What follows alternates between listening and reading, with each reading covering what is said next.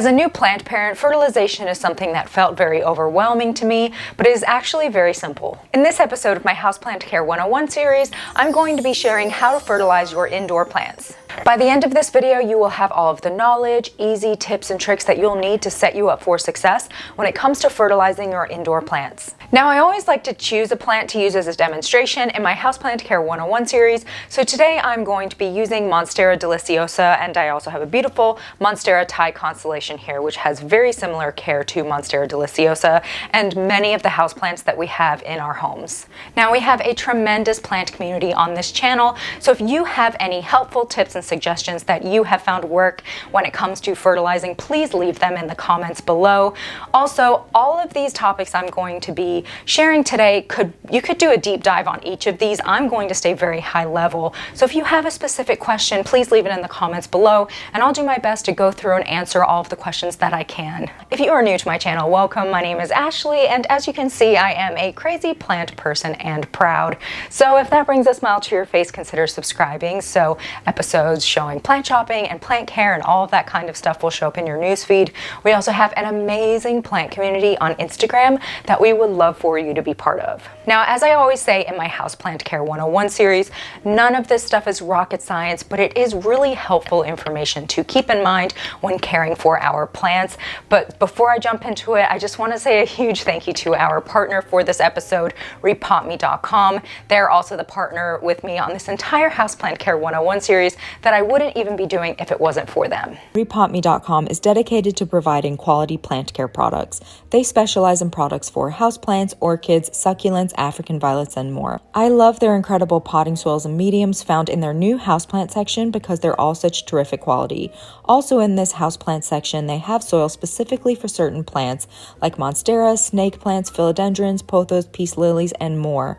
Their pots and planters are also a favorite of mine for my plants. They have beautiful decorative planters, and they also have their original rePotme designed pots like the slotted orchid pots and oxygen core duo pots, and they really help create the perfect environment for growing. They're also well known for their gold standard plant fertilizers, pest prevention options, grow lights, care tips, and more. I've included their website in my description below so you can take a look at their quality plant care products. And use code ASHLEY for 10% off any of their amazing potting soils. So the first question we might ask ourselves is, why do I need to fertilize my indoor plant? Now, outdoor plants are very different from indoor plants. They have the opportunity to spread their roots out, search for nutrients in the ground and in the soil, where indoor plants are strictly limited to the nutrients in their pot. If you don't fertilize your plant, it will become malnourished. Not only will a malnourished plant look unhealthy, it will also be more susceptible to pests and plant diseases. Now, most potting soils will have at least some fertilizer and nutrients in the soil.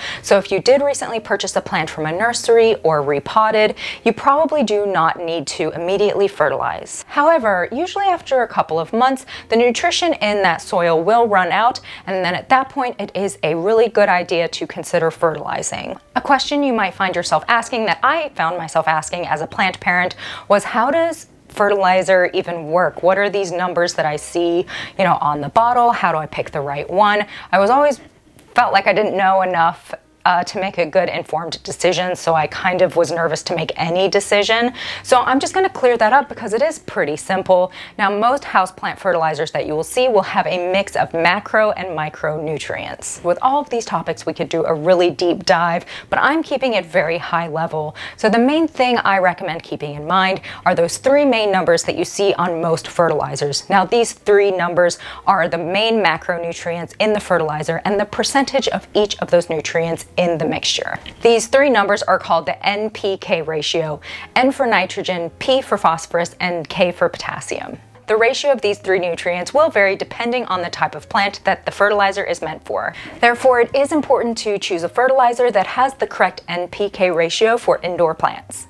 Now, you may also see some additional macronutrients like calcium and magnesium, and micronutrients such as iron, zinc, and boron. Now, these are great for houseplant fertilizers to have in their mixture as well, but the main ones to focus on are the first three, which are the NPK. Now, what do each of the three main macronutrients in the NPK ratio do? So the first one, N for nitrogen, is great for overall leaf development, which we definitely need for our beautiful leafy green indoor plants. Higher nitrogen helps to encourage overall growth.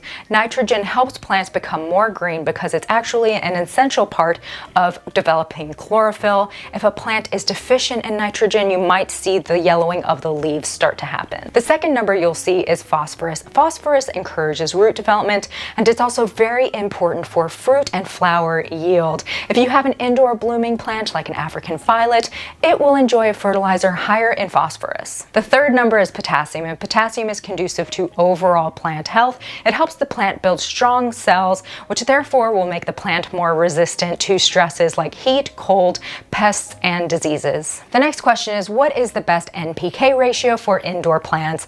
Now, most houseplant fertilizers will have a balanced NPK ratio. So you may see 5-5-5, 10-10-10, 20-20-20, and these are all terrific options. Now, you may see some houseplant fertilizers that have a higher first number or nitrogen, and remember, nitrogen is important for overall leaf development. Now, fertilizers for indoor blooming plants like African violets will have a higher second number, which is for phosphorus, and phosphorus promotes blooms. Now, there are so many different options out there. To keep it simple, just make sure that the label says for indoor plants or for houseplants. If you are a newer plant parent, I would suggest choosing an organic fertilizer because that limits your chance of over-fertilizing your plant and potentially harming it. I will go a little bit more into detail about the difference between synthetic and organic fertilizers.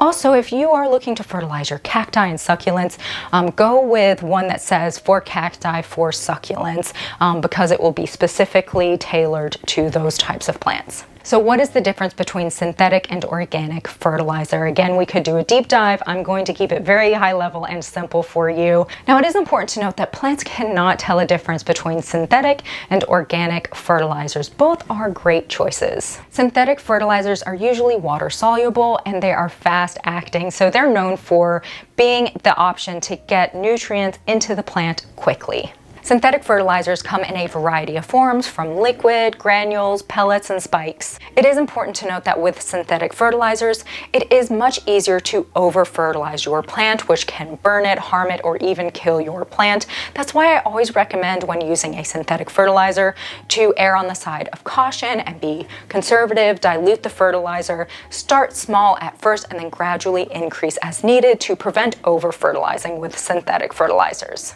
Now, organic fertilizers are a wonderful option as well. There are many different types and forms of organic fertilizer, many loved by the plant community. Organic fertilizers are less fast acting than synthetic fertilizers, so it takes a little bit longer to work, but they do tend to feed your plant for a longer period of time. They help promote that soil flora as well, and organic fertilizers are far less likely to burn your plant in the event of over-fertilizing. The next question is, when is the right time to fertilize? So a general rule of thumb is to fertilize around the growing seasons. So begin thinking about fertilizing in the springtime when you're starting to see new growth on your plants. Start at half strength fertilizing. Give your plants a chance to acclimate to fertilizing, getting into the summer months, where at that point you can fertilize at regular strength or full strength. And these are the prime growing months where you'll see as the most growth coming out on your plants, so they need more of that fertilizer. Then in the fall months, start to taper off, go back to the half strength. And then at winter time, do not fertilize at all. Give those plants a chance to rest. Now, depending on where you live and the conditions in your home, for instance, in this plant room, I have a humidifier going, I have a lot of light, I keep the temperature warm enough so the plants are pretty happy. So I continue to see growth in this room during the winter months. So like I said, you may continue to see growth in your home depending on the conditions in the winter month. Now, if you are seeing new growth during the winter months, you can continue to fertilize. I recommend fertilizing at half strength. If those plants are putting out new growth, they are going to continue needing nutrition. I would say just dilute it. Like I said, do it at half strength to prevent over-fertilizing. And you shouldn't cause any harm to your plants with continuing to fertilize in the winter months as long as you are seeing that new growth. If you see your plants stop putting out new growth, then I would definitely recommend holding back on fertilizing until the springtime when they start to put out new growth again. The next question is, how do I fertilize my plants? I've picked out my fertilizer, I'm ready to get going. What do I do? So the first step, like I mentioned, is to read the instructions on the back. Start with a conservative amount at first.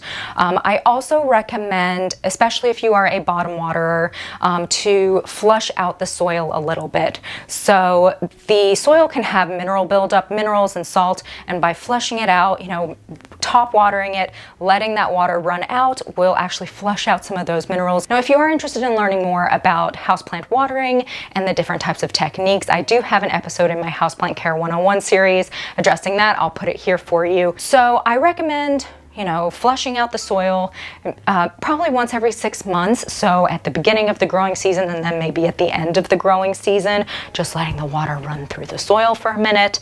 And then I also recommend only fertilizing your plants once the roots are hydrated and they're ready to receive some of those nutrients.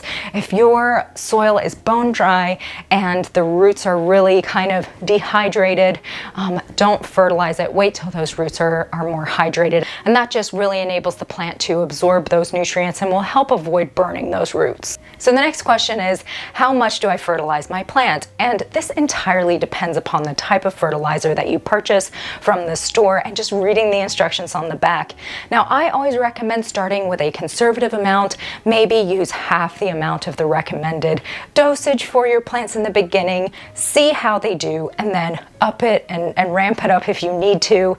It's better to err on the side of caution, and your plants will do a lot better with being under fertilized at first and then going up in fertilizer, then over fertilizing and having the potential to harm and burn your plants. So that's it. I hope this episode was helpful in kind of breaking down the mystery of fertilizing indoor plants and some of the things to keep in mind that will set you up for success when it comes to fertilizing. As I mentioned, if you have any questions, please leave them in the comments below. And also, if you have any helpful tips and suggestions, we have the best plant community on this channel, so leave your tips and tricks in the comments below. I know I appreciate it, and I know a lot of others do as well. If you'd like to see future Plant Life with Ashley episodes show up in your newsfeed, from plant care to plant shopping, make sure to subscribe. And like I said, we have an amazing community on Instagram that we would love for you to be part of. And lastly, a huge thank you to our partner for this episode, rePotme.com.